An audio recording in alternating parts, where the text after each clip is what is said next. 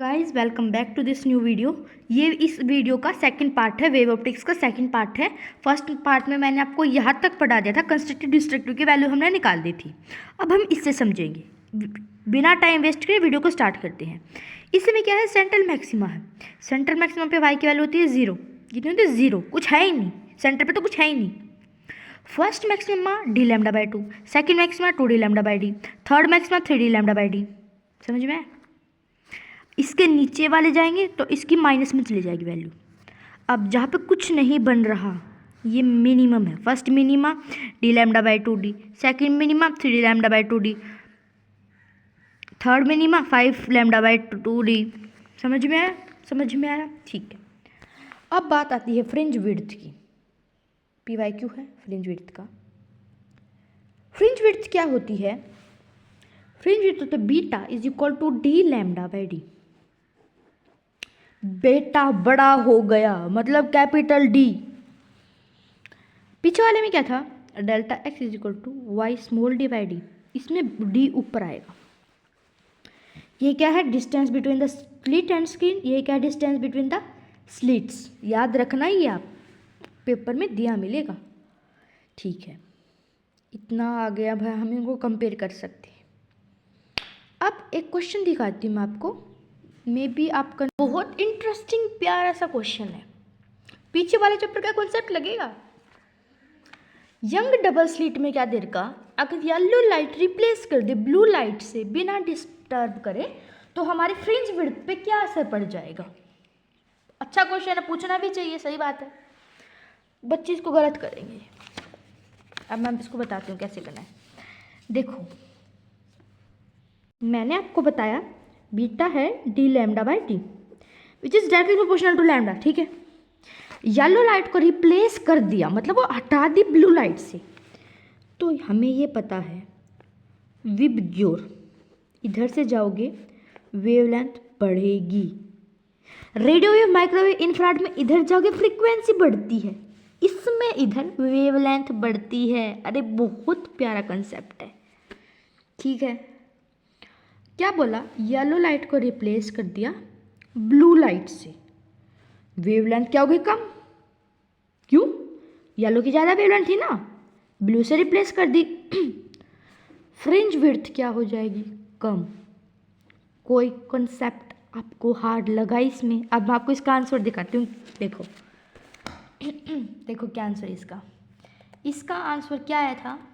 Which is decrease. Decrease हुई ना? अरे हुई। क्वेश्चन देखो, दो कोहेरेंट सोर्स है, फ्रिंज प्रोड्यूस करेंगे स्क्रीन पे। For the central maxima phase difference कितना होना चाहिए? सेंट्रल मैक्सिमा पे, सेंट्रल मैक्सिमा पे तो कुछ फेज बनते ही नहीं ना। सेंट्रल मैक्सिमा में तो कुछ बनता ही नहीं, तो सेंट्रल मैक्सिमा पे फेज डिफरेंस क्या आ जाएगा? पाई 0। ठीक है, क्वेश्चन देखो, क्वेश्चन क्या है? फेज डिफरेंस निकालना है डार्क बैंड का। अगर बी हो तो सिंपल 9d लैम्डा बाई आ जाएगा, बट ये डार्क है तो 2n-1 लैम्डा बाई 2। 2n मतलब 9 2 जा 18, 18-1 17 लैम्डा बाई 2। ये आंसर है। अब देखो, क्या यही आंसर आ रहा है? यही आंसर आ रहा है। ठीक है, ऐसे ही 10 डार्क बैंड का पूछ रखा है, तो क्या सिंपल नहीं आएगा? 10d लैम्डा बाई नहीं मत कर देना, नहीं नहीं नहीं, ऐसा मत कर देना। क्या है? 10 2 जा 20, 20-1 which is 19 lambda by 2। It's 19 lambda by 2। अरे सबको चमका। ठीक है, अब हम बात करेंगे, एक क्वेश्चन है। क्वेश्चन क्या है? In Young double slit experiment interference pattern disappear जब कोई एक स्लिट क्लोज हो जाए। सही बात है, दो स्लिट्स की यूज होती है, दो कार्डबोर्ड में छेद की। अगर एक डिस्टर्ब हो गया तो दोनों डिस्टर्ब होंगे ही होंगे। सही बात है। रीजन देर का interference occur due to superposition of two coherent. बात सही है, रीजन भी सही है। क्यों? क्योंकि दो कोहेरेंट चाहिए, बट इसमें एक तो हमने क्या कर दिया? डिसअपियर कर दिया। ठीक है, अब बात करते हैं फ्रिंज विड्थ की। फ्रिंज विड्थ हमने कर ली। फ्रिंज विड्थ क्या थी? बड़ा बेटा capital D by small d. अब एंगुलर विड्थ, एंगुलर विड्थ में क्या है ना, सेम वही है, theta is equal to lambda by small d. Theta is equal to lambda by small d. Fringe width क्या है? Distance between two consecutive maxima और मिनिमा के बीच में। इसको हम रेडियन में लेके चलते हैं फ्रिंज विड्थ को। Theta is equal to lambda by small d. Theta is equal to lambda by small d. ठीक है, एक बहुत प्यारा कंसेप्ट है, आपको मैं दिखाती हूँ। क्वेश्चन है ये, किसकी वैल्यू है ये, y कोऑर्डिनेट की, इसकी दे रखी है y d बाई इट्स ये। अब इंटेंसिटी मैक्सिमम कब होती है, beta is equal to D lambda by d पे मैक्सिमम होगी इंटेंसिटी। तो ए का आ जाएगा r, क्यों, क्योंकि ये मैक्सिमम है ना, ए का आ जाएगा r, ए का आ जाएगा r। क्या मैंने सही बोला, क्या मैंने, ये हो गया, ठीक है। अब जो लैम्डा डी बाई 2d है, ये क्या है, फर्स्ट मिनिमा पे तो बराबर होगी, मतलब b का आ जाएगा s, मिनिमा पे i इज इक्वल टू 0। अब नेक्स्ट है ये वाला, डेल्टा x की वैल्यू दे रखी है लैम्डा बाई 3, डेल्टा इसकी वैल्यू दे रखी है ये, इसकी वैल्यू दे रखी है ये। एक क्वेश्चन हम एक बार ऑप्शन चेक कर लेते हैं, ठीक है। अब हमें कौन सा निकाले कि हमारा ज़्यादा हमें दुख दर्द समस्या ना हो, तो आर क्या लगता है, सपोज करो हमने इससे निकालेंगे हम, डेल्टा एक्स की वैल्यू दे के क्या थी, डेल्टा एक्स की वैल्यू थी लैम्डा बाई 4, इंटेंसिटी निकालनी है, ठीक है। इसकी वैल्यू दे रखी है, फेज डिफरेंस निकालो पहले तो, 2 pi by lambda delta x क्या है lambda by 4 which is pi by 2, आ गई। इंटेंसिटी कैसे निकलती है, 4 आई नोट कोस स्क्वायर 5 बाय 2,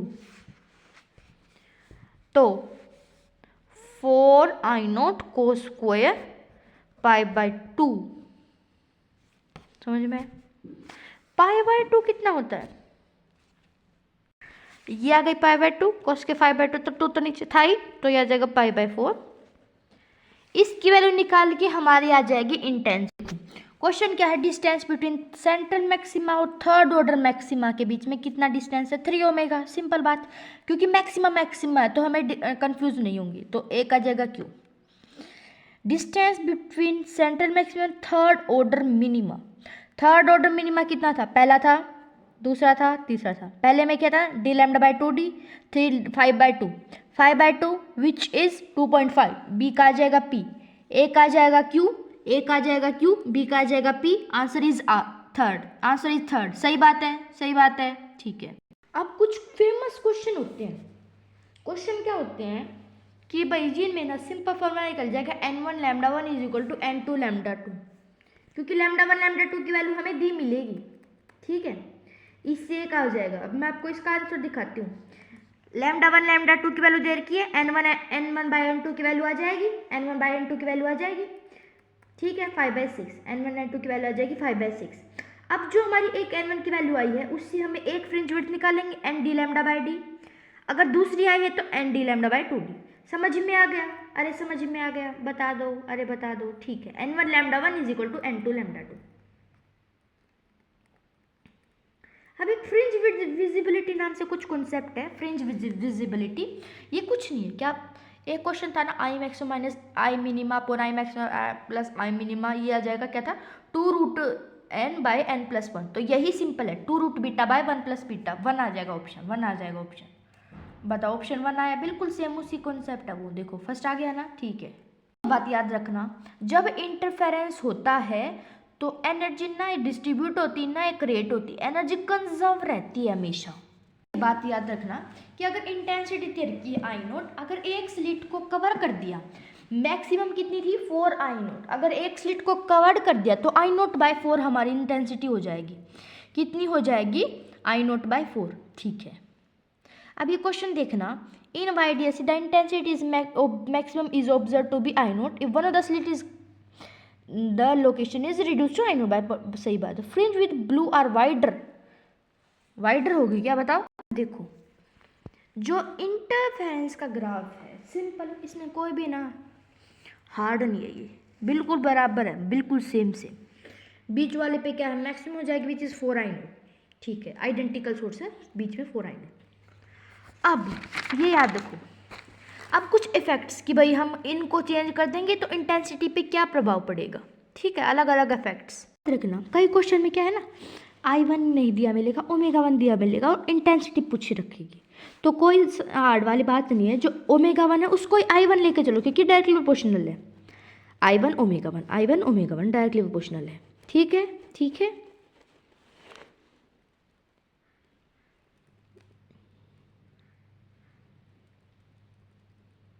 अब हम और ए भी ओमेगा के डायरेक्टली प्रोपोर्शनल होता है। अब अगर हमने मीडियम चेंज कर दिया, रेयोटिक्स में भी क्या था, लैम्डा बाय म्यू हो जाएगा। Beta is equal to D lambda by D होता है ना, डायरेक्टली प्रोपोर्शनल लैम्डा के। अगर लैम्डा लैम्डा बाय म्यू हो गया तो बीटा भी बीटा बाय म्यू हो जाएगा, विच इज डिक्रीज हो जाएगी। फिर कोई भी चेंज नहीं पड़ेगा, बस एक कॉन्ट्रैक्ट हो जाएगी। क्या हो जाएगी, पैटर्न क्या हो जाएगा हमारा, कॉन्ट्रैक्ट हो जाएगा। ठीक है, इतना समझ में आया सबको, बीटा बाय म्यू। ये PYQ में पूछ रखा है आपसे कई क्वेश्चन में। अब मैं आपको एक प्यारा सा क्वेश्चन दिखाती हूँ। क्वेश्चन देखो, यंग डबल स्लिट में first performed in air and then in medium other in air. It is found that 8th bright fringe in the medium lies where 5 dark fringe lies in the air. Air का कोई refractive index होगा 8 bright fringe, मतलब कि कोई भी घबराने वाली बात नहीं है, 8 D lambda by D, 8 D lambda by D. 5th dark fringe मतलब कि 5 2 10, 10 - 1 विच इज 9/2, 9/2, 9/2 इज 4.5। इससे निकाल लेंगे। अब म्यू की वैल्यू निकल जाएगी हमारी, म्यू की वैल्यू निकल जाएगी। अब ये याद रखना कि अगर अगर हमें वाइट लाइट ली तो सेंट्रल पे तो वाइट बनेगी, सेंट्रल मैक्सिमा क्या हो जाएगा, पूरा वाइट। यहाँ पे कलरफुल होगा, ऊपर नीचे क्या होगा, कलरफुल होगा। वाइट बीच में क्यों होगा, क्योंकि जो सेंट्रल मैक्सिमा है ना, इंडिपेंडेंट ऑफ वेवलेंथ है, सिर्फ ये वाइट ही होगा कि किसी पे ये अपना डिपेंड नहीं करेगा। अब है interference due to incoherent. Coherent तो मतलब फाई सेम, इनकोहेरेंट मतलब फाई अलग है। तो फाई अलग है तो मैक्सिमम मिनिमा, तो इसकी एवरेज वैल्यू कितनी आ जाएगी। इनकोहेरेंट मतलब कुछ ना कंस्ट्रक्टिव है ना डिस्ट्रक्टिव, मतलब कि जैसे कि 90 डिग्री पे गया था ना, डायरेक्ट ऐड कर देंगे, वैसे ही इनकोहेरेंट में करते हैं direct add. I average is equal to I1 + I2। इतना समझ में आ गया सबको, ठीक है। अब अगर इंडिपेंडेंट सोर्स है, इंडिपेंडेंट सोर्स मतलब कि पहले तो मैंने क्या लिया, एक ही प्राइमरी सोर्स लिया, उसी से आ गई, ये डिपेंडेंट सोर्स है। बट अगर इसमें हमने ना 2 अलग अलग सोर्सेज ले लिए, 2 अलग अलग सोर्सेज ले लिए, अलग अलग झमेला ले लिया, 2 बल्ब ले लिए, एक बल्ब से तो वाइब सारी आएगी निकलेगी, इसमें 2 अलग अलग ले लिए तो इसमें कोई भी इंटरफेरेंस नहीं होगा, क्योंकि फेज डिफरेंस इसमें कॉन्स्टेंट ही नहीं है। समझ में आया, एटॉमिक वाइब्रेशन मैच ही नहीं होंगी, 2 अलग अलग हो जाएंगे, ठीक है। अब इसके बाद हम बात करते हैं, किसकी करेंगे बताओ।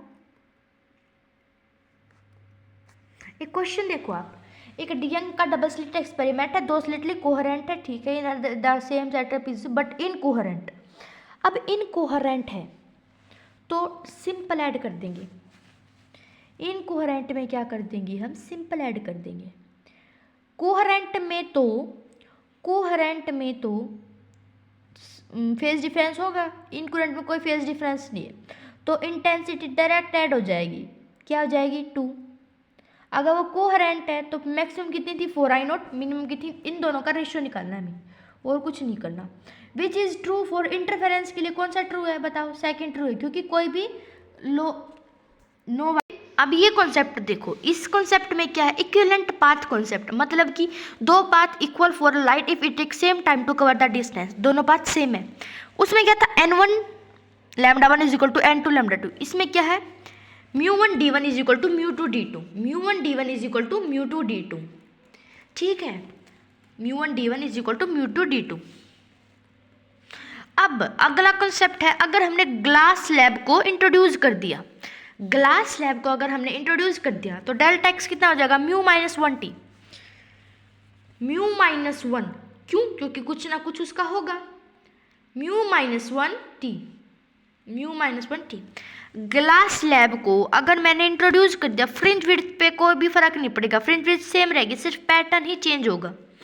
ग्लास स्लैब को इंट्रोड्यूस कर दिया तो μ-1t, μ-1t, फ्रिंज विड्थ पे कोई भी फर्क नहीं पड़ेगा, ठीक है। इतना समझ में आया सबको, बता दो, अरे बता दो समझ में आया, ठीक है।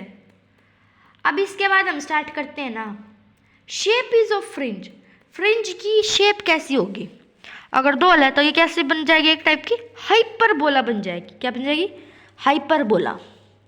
अगर ट्रायंगुलर है, ट्रायंगुलर नहीं वो रेक्टेंगुलर है तो भी स्ट्रेट लाइन बनेगी फ्रिंज की। अगर हमने कोई भी अलग सिंपल सोर्स है तो उसकी क्या बनेगी? सर्कुलर बनेगी। याद रखना आपकी बात। ठीक है, ठीक है, अरे बोल दो। इसके बाद क्या है? अगर हमें नंबर ऑफ मैक्सिमा और नंबर ऑफ मिनिमा निकालनी है, अगर डी वैल्यू दर के 4 लैम्डा, मैक्सिमम होगा 4 पे, मिनिमम होगा माइनस और प्लस, इससे 4 से होगा तो एक तो 0, देखो 0, -1, -2, -3, 1, 2, 3, 7 आ जाएंगी, 7 आ जाएंगी। मिनिमा इससे एक ऐड हो जाएगा, मिनिमा इससे एक ऐड होगा। बच्चे सोचते हैं प्लस होगा, बट ये इसमें प्लस नहीं होगा, इसमें कितना होगा? माइनस का होगा। ठीक है, ये बात आपको याद रखनी है, बहुत अच्छे से याद रखनी है। PYQ में ये भर भर के पूछ रखी है क्वेश्चन। अगर 5 लैम्डा होगी, अगर 5 लैम्डा होगी तो क्या क्या हो जाएगी? 5 लैम्डा तो ये 5 तो माने ही नहीं हमें। 0, -1, -2, -3, -4, 1, 2, 3, 4, 9 आ जाएगी, 9 आ जाएगी। मैक्सिमा 9, मिनिमा एक ऐड करेंगे। मिनिमा बच्चे सोचते हैं माइनस होगा, बट इसमें नहीं होगा, माइनस नहीं होगा, इसमें एक ऐड होगा तो 10। समझ में आया? समझ में आया? ठीक है। अब ये बात याद रखना, इंटरफेरेंस कब होता है? जब एक expose light thin film of water, अगर सपोज को बबूले उड़ाए हैं, वो क्या है? इंटरफेरेंस का एग्जाम्पल है। ठीक है, अगर हमने कोई पानी की बूंद ली, उससे लाइट डाली, तो वो भी क्या है? इंटरफेरेंस का एग्जाम्पल है। अब आता है हमारा थोड़ा सा चैप्टर बताया, बिल्कुल थोड़ा सा बताया, डिफ्रैक्शन करेंगे, फिर हम हमारा पोलराइजेशन स्टार्ट हो जाएगा। एक पेज का चैप्टर बचा है। डिफ्रैक्शन क्या है? एक bending of light around the edges और कॉर्नर। लाइट क्या हो जाएगी? बैंड हो जाएगी। डिफ्रैक्शन में जो हम ए है, ए क्या है? स्लिट की विड्थ, वो बराबर लेके चलते हैं, लैम्डा के बराबर ही लेके हम चलते हैं। एक था फ्रेस्नेल डिफ्रैक्शन, एक था फ्रॉनहोफर डिफ्रैक्शन। अब देखो, फ्रॉनहोफर, होफ इतना दूर है, होफ इतनी दूर है, ये मतलब इतनी फाइनाइट है। स्क्रीन और सोर्स इनफाइनाइट डिस्टेंस है। फ्रेस्नेल में स्क्रीन और source are at finite distance. ठीक है, अब जो हमारी डिफ्रैक्शन से डी से याद रखना, जो हमारी सी डी होती है, हमारी डीवीडी होती है, वो एग्जाम्पल होती है हमारे डिफ्रैक्शन का। किसका होती है? डिफ्रैक्शन का, वो हमारा एग्जाम्पल होती है। ठीक है, डिफ्रैक्शन है ना, वो क्वेश्चन है एक कि डिफ्रैक्शन कॉमन होगा साउंड में, बट लाइट में कोई डिफ्रैक्शन नहीं होता। बात सही है कि अगर कमरा बंद कर दो तो आपकी जो आप बोलोगे वो टकरा के आपके पास एक एज से वापस आएगी, तो डिफ्रैक्शन कॉमन होगा साउंड में। सही बात है। रीजन दे रखा है, wavelength of light is more than that of sound. ये बात गलत है, साउंड की ज़्यादा वेवलेंथ होती है। आप देखो, आप सोच सकते, आप थोड़ा दिमाग लगाओ, अगर आपने कुछ बोला, कितनी फास्ट वो दूसरा बंदा सुन लेगा आपकी आवाज़। Wavelength of sound wavelength of light से ज़्यादा होती है, याद रखना ये। ठीक है, अब हम पढ़ते हैं मैक्सिमा और मिनिमा का कंसेप्ट। डिफ्रैक्शन बिल्कुल अलग है इंटरफेरेंस से। इंटरफेरेंस में क्या था? इंटरफेरेंस में क्या था? मैक्सिमा पे था कंस्ट्रक्टिव, मिनिमा पे था डिस्ट्रक्टिव। इसमें मिनिमा अच्छा होता है, मैक्सिमा खराब होता है। समझे? मिनिमा अच्छा होता है, मैक्सिमा खराब होता है। कितना प्यारा कंसेप्ट है। मिनिमा पे a sine theta is equal to n lambda, maxima पे a sine theta is equal to 2n+1 lambda by 2। ठीक है, ठीक है। अब मिनिमा पे ना वैल्यू निकालो। अब देखो, मिनिमा पे तो नॉर्मल वैल्यू आ जाएगी,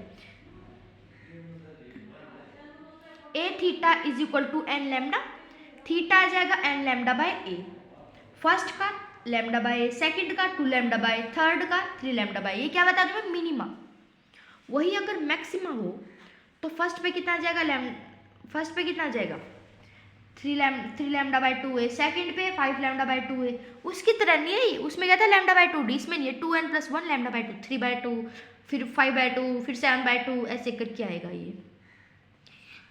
अब आपको ना आपका दिमाग बिल्कुल चक्कर आएगा। क्या चक्कर आएगा? इंटरफेरेंस पे सेंटर मैक्सिमा पे कोई नहीं था, ठेंगा था ठेंगा। डिफ्रैक्शन में सेंट्रल मैक्सिमा पे सबसे ज्यादा लाइट होगी, सबसे ज्यादा ब्राइट होगा। कौन? Central maxima. और यही समझ में आ रहा है इसके ग्राफ से। देखो सेंटर पे कितना ज्यादा है, उसमें बिल्कुल बराबर था। मैं आपको दिखाती हूँ, उसमें कोई चेंज ही नहीं था, उसमें बिल्कुल बराबर था। देखो बराबर था इंटरफेरेंस में। डिफ्रैक्शन में ऐसा नहीं है, डिफ्रैक्शन में सेंटर मैक्सिमा डबल होता है। क्या होता है? डबल। पता है? अब आप देखो समझो। Width of central maxima 2d lambda by a. Other minima simple, कोई फर्क नहीं है, d lambda by a. Angular width 2 lambda by a. Angular width दूसरे की, इसके तो centre maxima 2d lambda by a, औरों की लैम्डा बाय ए। समझ में आया? अब आप इनका कंपैरिजन देखो, इंटरफेरेंस का और डिफ्रैक्शन का। इंटरफेरेंस में क्या था? मैक्सिमम विड्थ सब कुछ सेम। डिफ्रैक्शन में ऐसा नहीं है, सेंट्रल मैक्सिमा डबल होगा। उसमें क्या था? मैक्सिमम सारी इंटेंसिटी होगी। इसमें ऐसा नहीं है, डिफ्रैक्शन में सेंट्रल मैक्सिमा पे सबसे ज़्यादा इंटेंसिटी होगी। इसमें क्या था? दो सोर्स थे, दो स्लिट्स थी। इसमें ऐसा नहीं है, ज़्यादा सोर्स है, डिफ्रैक्शन एक ही स्लिट है। याद रखना। अगर रेड लाइट को मैंने रिप्लेस कर दिया वाइट पे, तो विड्थ ऑफ डिफ्रैक्शन पे क्या फर्क पड़ेगा? फर्क कुछ नहीं पड़ेगा, सेंटर पे तो वाइट ही रहेगा, सेंटर पे तो वाइट ही रहेगा। याद रखना आप ये बात। सेंटर पे कितना होता है? 2d lambda by a, 2d lambda by a. समझ में आया? 2d lambda by a, 2d lambda by a. ठीक है।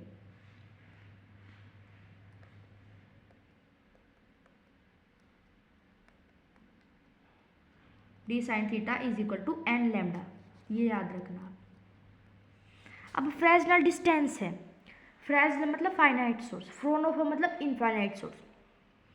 अगर जो d है वो बड़ा आ जाए zf के फ्रेसनल डिस्टेंस थे, तो वेव करेक्टर डोमिनेट करेगा।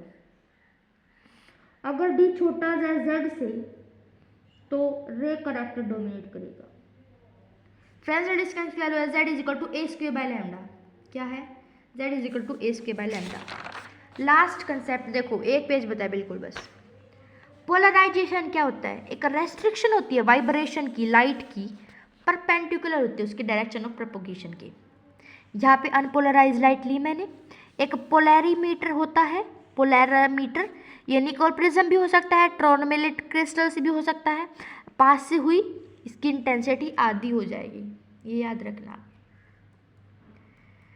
अब पता है बात क्या होती है? बात होती है कि पोलराइजेशन में सिर्फ जो ऊपर है, मतलब जो परपेंडिकुलर है, देखो अगर वो इधर है, ऐसे है, तो सेम इधर जा लाइट जा रही है, तो उधर कुछ नहीं होगा, जीरो है वो। अगर वो ऊपर है मतलब वो ट्रांसवर्स होना चाहिए। क्या होना चाहिए? ट्रांसवर्स होना चाहिए। Radio wave can be polarised, बात सही है। क्यों? क्योंकि रेडियो वेव क्या है? ट्रांसवर्स है। बात सही है, समझ में आया? ट्रांसवर्स वेव्स में ही पोलराइड यूज होगा। पोलराइड ग्लास क्या क्यों यूज करते हैं? क्योंकि लाइट की इंटेंसिटी को ये रिड्यूस कर देता है। कौन? Polaroid glass. I0/2 कर देता है। कितनी कर देता है? I0/2। अब लो ऑफ मेलस क्या है? लो ऑफ मेलस कहता है कि कोई भी मैंने अनपोलराइज को पोलराइज में पास किया तो वो क्या हो जाएगी? I0/2। अब इसको मैंने कोई एनालाइजर, इसको भी हम पोलराइजर बोल सकते हैं इस वाले को, बट हमने एनालाइजर बोला, थीटा एंगल से क्यों किया, तो क्या हो जाएगा? I is equal to I0 cos square theta. I is equal to I0 cos square theta. I0 क्या है? I0/2। ठीक है, याद रखना ये बात आप। अब इससे नेक्स्ट है पोलराइजेशन बाय स्कैटरिंग। स्कैटरिंग से पोलराइजेशन मैंने किया, तो बात क्या है? पता है बात क्या है? मैं आपको मैं आपको लाइन पढ़ाती हूँ, उसी से समझ में आ जाएगा आपको। जब एक वाइट लाइट को मैंने पास किया, light is incident on a small particle atmosphere पे such as dust, molecule absorb करेगा, देन इलेक्ट्रॉन वाइब्रेटिंग स्टार्ट कर देगा। These vibration emit all direction, सारी डायरेक्शन में घूमेगी, बट वो खुद ही की डायरेक्शन में नहीं घूमेगी। क्यों? क्योंकि वो तो सेम एक्सिस पे है। एमिटेड स्कैटरिंग पैरेलल, परपेंडिकुलर हो जाएगी डायरेक्शन ऑफ इंसिडेंटल लाइट। ये है PYQ। नीट 2024 का है, सिर्फ पिछले साल का है। क्या है कि मैंने ना पोलराइजेशन किस में करवाया, रिफ्लेक्शन में। तो जो रिफ्लेक्टेड वेव है वो पूरी पोलराइज हो जाएगी और जो रिफ्रैक्टेड वे है तो वो पार्शियली पोलराइज हो जाएगी। अब हमने रे ऑप्टिक्स वाले चैप्टर में पढ़ा था कि किस एंगल पे वो बराबर हो जाएगी।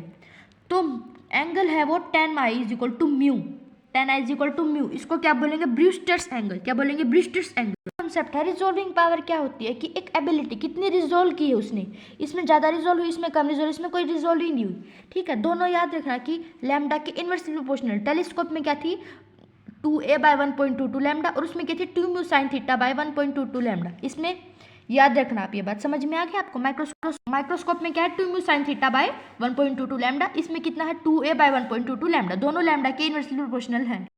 सो I hope guys you like this video very much. तो नेक्स्ट वीडियो में हम मॉडर्न